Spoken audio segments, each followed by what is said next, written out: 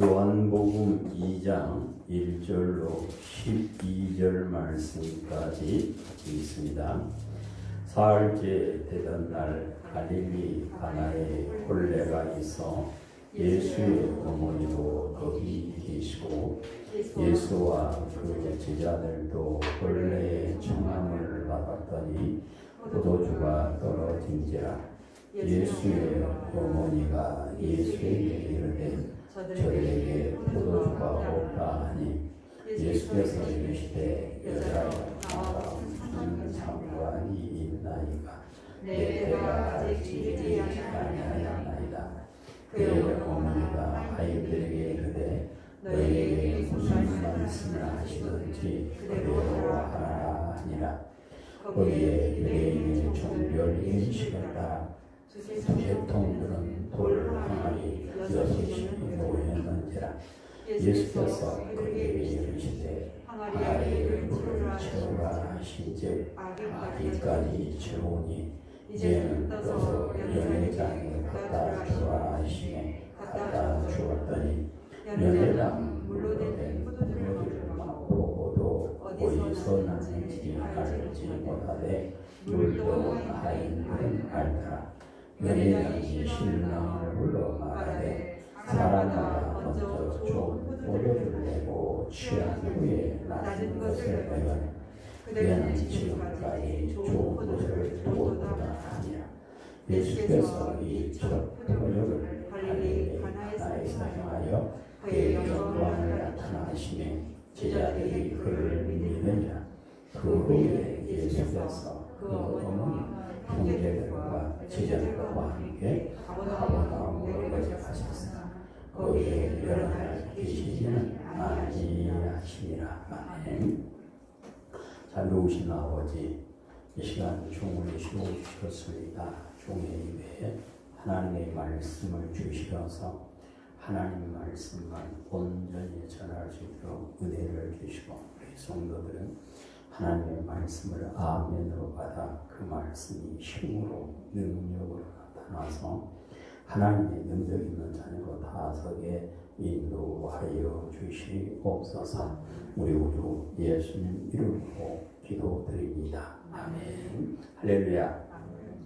여호와 하나님께서 세상을 사랑하사 자기 백성을 그들의 죄에서 구원하게 하시기 위하여 독생자 예수님을 세상에 보내주셨고, 사람의 몸을 입고 오신 예수님께서는 다윗의 자손으로 나사렛에 사는 목수의 아들로 부모를 섬기며 30여 년 동안을 살게 되었습니다.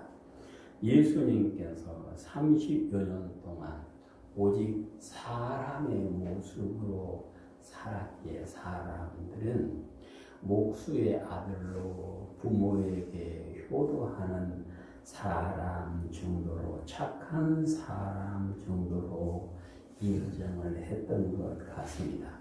30세쯤 되어서 요단강에서 세례를 받으실 때에 성령이 비둘기같이 임하는 모습을 본 세례 요한은 이분이 성령으로 세례를 베풀 분이다 하고 증언을 해 주었죠. 요단강에서 세례를 받은 예수님께서는 성령에 이끌려 광야로 가셔서 40일 동안 금식하며 기도하는 가운데 마귀의 시험을 받았지만 기록된 말씀으로 마귀의 유혹을 이기고 하나님의 아들의 일을 시작하게 되었음을 마태복음 4장에서 말씀합니다. 성령 충만으로 마귀의 유혹을 이긴 후에 마귀는 떠나고 천사들이 찾아와 수종 등으로 하나님의 아들의 삶을 시작하게 되었고, 하나님께서 성령을 한량없이 부어주심으로 하나님의 말씀을 선포하며 하나님의 영광을 드러내는 삶을 살게 되었습니다. 누구든지 예수님을 구주로 믿고 하나님의 자녀되는 권세를 받은 성도는 성령의 능력 가운데 마귀의 유혹을 이기고 마귀는 떠나가고 천사들이 찾아와 시중 들며 성령 충만한 삶을 살 수 있고 살아야만 함을 예수님께서 하나님의 아들의 일을 시작하면서 우리에게 본을 보여주셨습니다. 그러므로 예수님을 구주로 믿고 하나님의 자녀라 인정을 받은 사람은 죄를 짓지 않는다라고 요한일서 3장 9절에서 말씀을 하십니다. 예수님께서 성령 충만한 가운데 마귀의 권세를 이기고 하나님께 순종함으로 하나님을 기쁘시게 하셨던 것을 우리 성도 모두도 성령 충만한 가운데 하나님의 자녀로서 하나님을 기쁘시게 하는 귀한 삶이 되시기를 축복합니다. 사람들은 예수님께서 오셔서 하나님의 말씀을 가르쳐 주실 때에 훌륭한 선생님이 오셨구나 정도로 생각해서요. 자기들의 서기관이나 자기들의 지도자들이 가르친 말씀과는 다름을 보고 권세가 있음을 보고 이 말씀은 훌륭한 말씀이다. 우리 선생님과는 다른 훌륭한 선생님이 오셨다라고 인정은 했지만 가르침을 받고도 예수님이 하나님의 아들로는 믿지 않았고 하나님의 아들이심을 믿지 않을 뿐만 아니라 다른 사람들이 예수님이 하나님의 아들이심을 믿지 못하게 방해하면서 누구든지 예수님을 하나님의 아들로 시인하고 예수님을 그리스도로 시인하면 자기들의 신앙 공동체인 유대교에서 출교하기로 결의를 했었다 하고 요한복음 9장 22절에 보면 말씀을 합니다. 어리석은 사람들은 예수님이 하나님의 아들이심을 믿지 않고 믿으려 하는 사람들도 믿지 못하게 방해를 했지만 예수님은 역시 하나님의 아들이십니다. 예수님을 보고 하나님의 아들로 믿지 않는 사람들에게 표적을 보여주므로 그들이 예수님이 하나님의 아들이심을 믿게 하였다라고 요한복음 20장 31절에서 말씀을 하십니다. 예수님께서는 믿음이 없어서 믿지 않는 사람들에게 하나님의 아들만이 하실 수 있는 표적을 보여주고 그 표적을 본 사람들이 예수님을 믿게 되었는데 오늘 본문에 보시면 예수님께서 하나님의 아들로서 처음 표적을 갈릴리 가나에서 행하셨음을 말씀합니다. 갈릴리 가나라 하는 동네는 유대인들이 멸시하는 동네였습니다. 이 멸시하는 동네에서 예수님께서 처음 표적을 행하시면 예수님의 표적이 나타나는 곳은 세상 사람들이 신분이나 세상 사람들이 따지는 지역이 아니라 예수님께서 표적을 행할 만한 곳에서는 어디서나 표적을 행하셔서 그들로 하여금 믿고 기뻐하며 행복한 삶을 살도록 역사해 주심을 우리에게 가르쳐 주시는 말씀이다. 어떻게 해서 예수님께서 하나님의 아들로서 처음 표적을 갈릴리에서 행하셨을까요? 하나님의 아들로서 표적을 행하시면 예수님을 주인으로 모셨을 때 일어나게 됐음을 오늘 본문 5절에서 볼 수가 있습니다. 예수님께서 제자들을 부르죠. 그리고 빌립에게 나를 따르라 말하니까 빌립이 따라 나선 다음에 나다나엘을 찾아가서 내가 그리스도를 만났다고 그를 데리고 예수님께 왔을 때 예수님께서 이 사람에게 간사한 것이 없다. 참 이스라엘 사람이다 말해 주게 되었고 나다나엘은 당신은 하나님의 아들이요 당신은 이스라엘의 임금이다라고 신앙 고백을 한 일이 있은 후 3일 후에 갈릴리 가나에 혼인잔치가 있었다. 오늘 성경은 그러는데 이 혼인잔치에 예수님의 어머니도 거기 계셨고 예수님과 제자들도 청함을 받았다 하고 1절, 2절에서 말씀을 하는데요.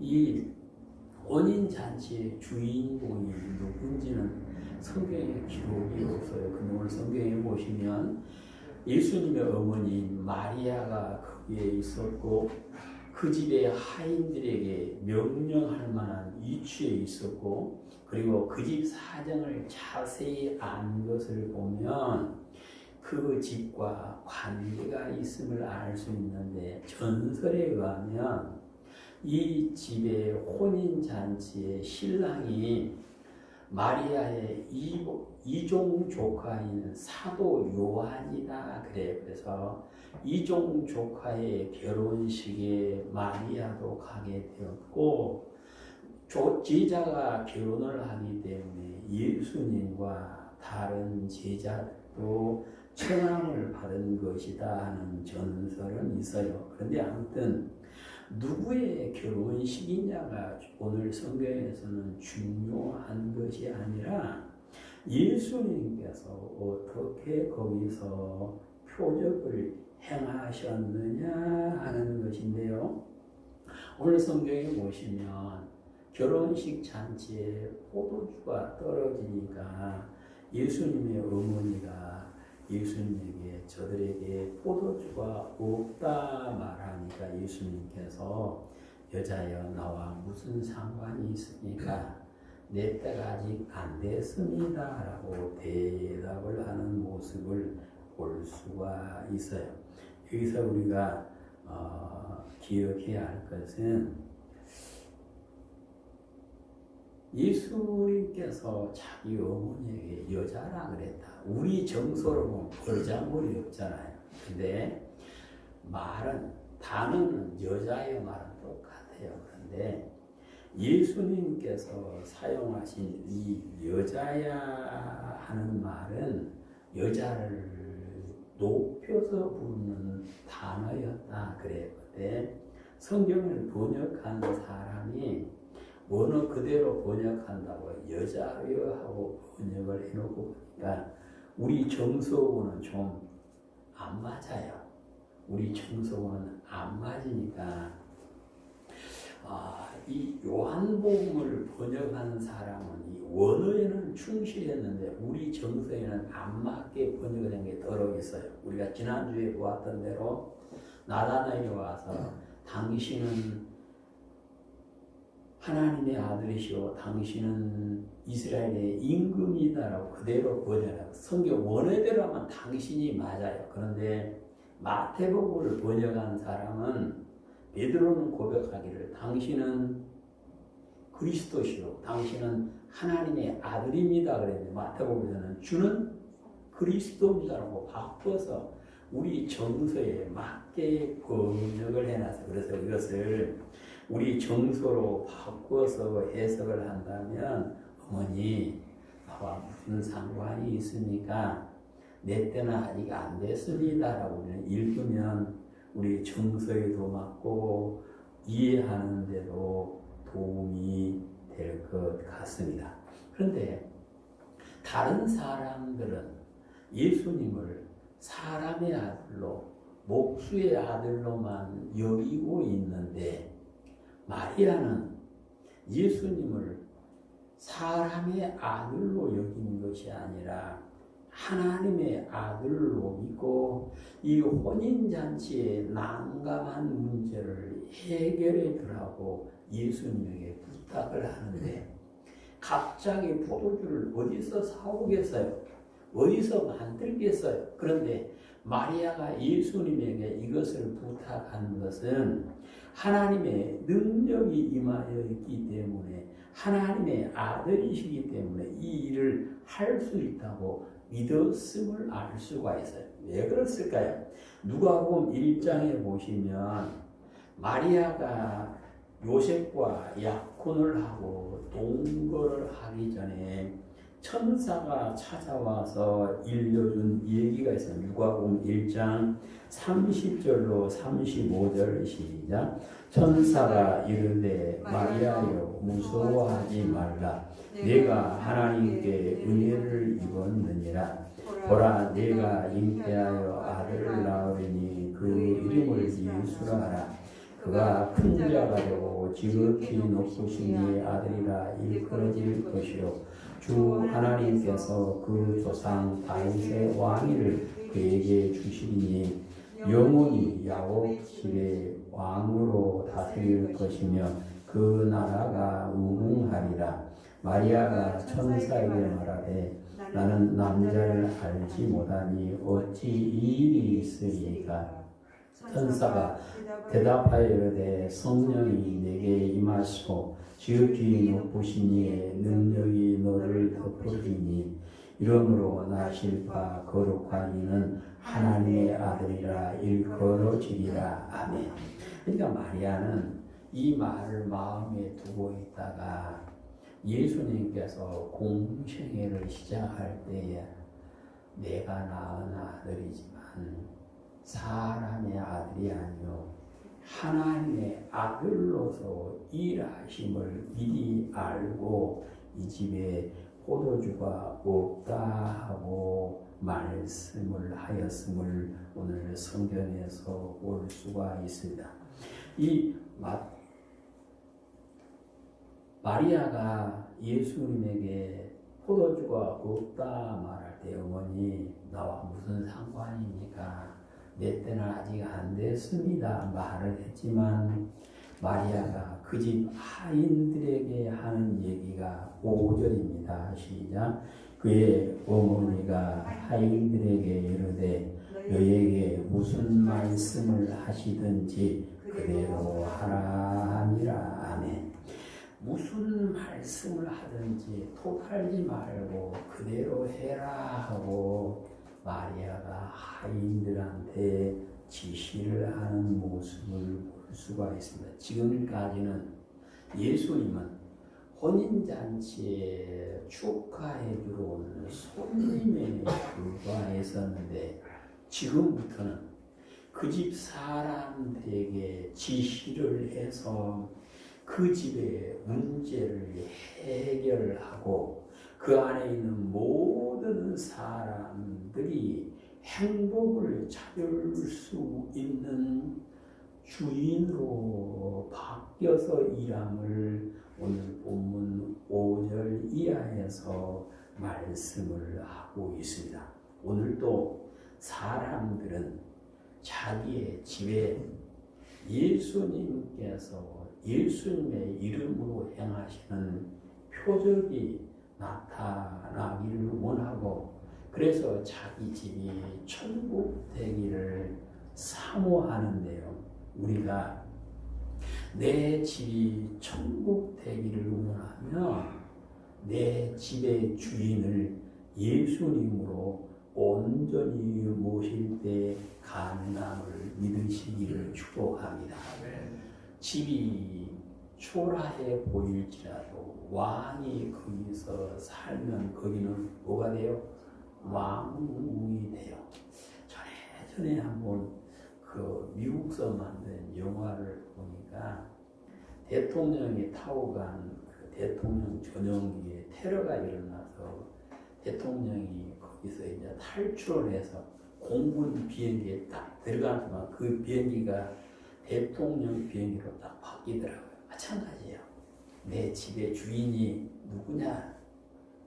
예수님이 내 집의 주인으로 계시면 우리의 집이 천국으로 바뀌고 그때부터 예수님께서 역사하심을 믿으시기를 축복합니다. 그래서 누가복음 17장 21절에서는 하나님의 나라는 너희 마음에 있다고 말씀하셔요. 예수님을 믿는 성도는 예수님을 내 마음에 모시고 있다 다 그러죠. 그런데 내 마음에 하나님의 나라가 온전히 이루어지기 위해서는 내 마음 중심에 예수님을 모시고 예수님이 나의 주인으로 계실 때 내 안에 하나님의 나라가 이루어짐을 믿으시기를 축복합니다. 이제 우리 성도들은 내 마음의 주인이 하나님 되어지고 내 집의 주인이 예수님 되어지심으로 예수님의 이름의 권세가 나타나고 예수님을 구주로 믿는 자에게 주시는 표적이 날마다 나타나셔서 우리 스스로가 천국의 주인 되어지고 온 가족이 천국의 주인 되는 행복한 삶을 살게 되시기를 주님의 이름으로 축복합니다. 하나님의 아들의 표적을 행하심은 말씀에 순종하는 사람이 있었으므로 가능했음을 오늘 본문 9절 이하에서 말씀합니다. 오늘 성경에 보시면 혼인잔치 집에서 일하는 하인들이 있었는데 그의 예수님의 어머니가 그들한테 무슨 말씀을 하든지 그대로 하라 하고 지시를 해요. 그러니까 내가 예수님을 믿는 자로서 예수님을 믿는 자이시는 은혜가 내게 있기를 원하면 예수님께서 하신 말씀이 내 생각과 맞냐 안 맞냐, 세상 이론과 맞냐 안 맞냐, 세상 과학하고 맞냐 안 맞냐 따져보고 맞으면 따른 것이 아니라 무슨 말씀이든지 아멘하고 따를 때에 표적이 일어나게 됨을 말씀을 하십니다.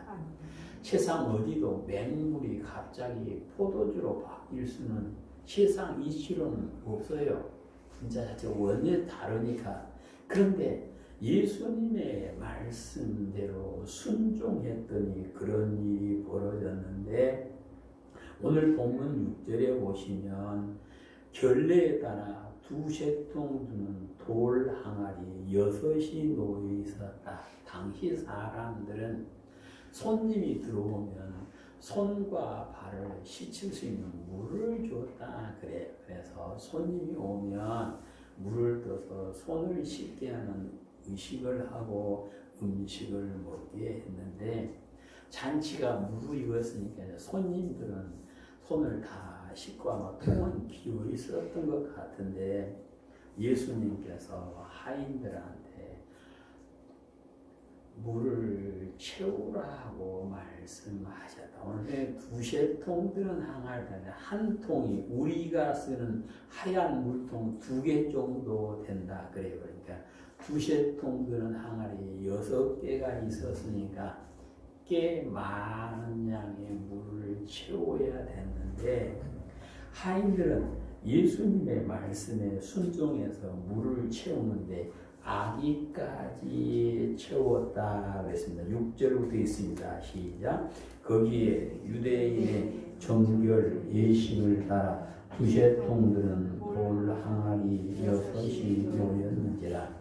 예수께서 그들에게 이르시되 항아리에 물을 채우라 하신지 아기까지 채우니 이제는 떠서 연회장에 갖다 주라 하시매 갖다 주었더니 아멘. 하인들은 예수님의 말씀에 토를 닿지 않아서 왜요? 이미 잔치는 이제 무르익었고 올 손님들 다 왔는데 왜 물을 또 떠오라 그럽니까? 왜 채우라 그러니까 따지지 않았고요. 그리고 자기들이 방금 떠다 부은 물을 다시 떠다가 이제는 잔치를 주관하는 사람한테 갖다 줘라 그래요. 잔치를 주관하는 사람은 연회장이라 그래요. 잔치를 주관하는 사람은 지금 포도주가 떨어져서 난감한 입장입니다. 이걸 어떻게 이 손님들을 수습해야 될까? 이 난국을 수습하려고 고민하고 있는데 포도주를 갖다 주면 좋아하겠지만 자기들이 지금까지 방금 동안 물을 떠다 주라 그러니까 떠다 주는데 만일 이 연회장이 물을 보고 포도주가 아니면 기뻐하기보다는 물 떠온 사람들 물벼락 맞기 십상인데 이 하인들은 그대로 순종을 했다. 오늘 성경은 그렇게 말씀을 합니다. 이 하인들이 예수님의 말씀에 온전히 순종했더니 무슨 일이 벌어졌을까요? 9절, 10절 시작. 연회장은 물로 된 포도주를 맛보고도 어디서 났는지 알지 못하되 물도온 하인들은 알더라. 연회장이 신랑을 보고 말하되 사람마다 먼저 좋은 포도주를 내고 취한 후에 낮은 것을 내거늘 그대는 지금까지 좋은 포도주를 주었도다 하니라. 아멘. 혼인 잔치를 하면서 포도주 질 떨어진 거 준비하지는 않았을 텐데 이 잔치를 주관하는 사람이 예수님께서 물로 포도주가 되게 하신 그 포도주를 맛보고 너 왜 다른 사람들하고 다르게 좋은 것 남겨두고 나쁜 것을 먼저 줬냐 하고 물었다. 오늘 성경은 그렇게 말을 해요. 이것은 말씀에 온전히 순종하는 사람들이 있으므로 가능했는데 말씀에 순종해서 예수님께서 처음 표적을 행하실 때 그 현장에 있었고 맨 먼저 보았고 누구도 알기 전에 예수님께서 하나님의 아들로서 표적을 행했던 그 모습을 본 하인들의 이름은 오늘 성경에 기록이 없어요. 누군지 그 사람이 이름을 안 써놓은 것은 내가 거기에 들어갈 수 있음을 믿으시기를 축복합니다. 그래서 이 사람들은 이름은 기록되지 않았지만 누구보다도 먼저 예수님이 하나님의 아들이심을 알게 되었을 것이고 그들의 믿음은 흔들리지 않고 예수님을 구주로 섬기다가 예수님과 함께 천국의 주인 되는 복을 누리게 되었을 줄로 믿습니다. 자신의 삶에 예수님의 이름으로 표적이 일어나고 하나님의 은혜를 입는 길은 내가 예수님의 말씀에 온전히 순종하는 것이다.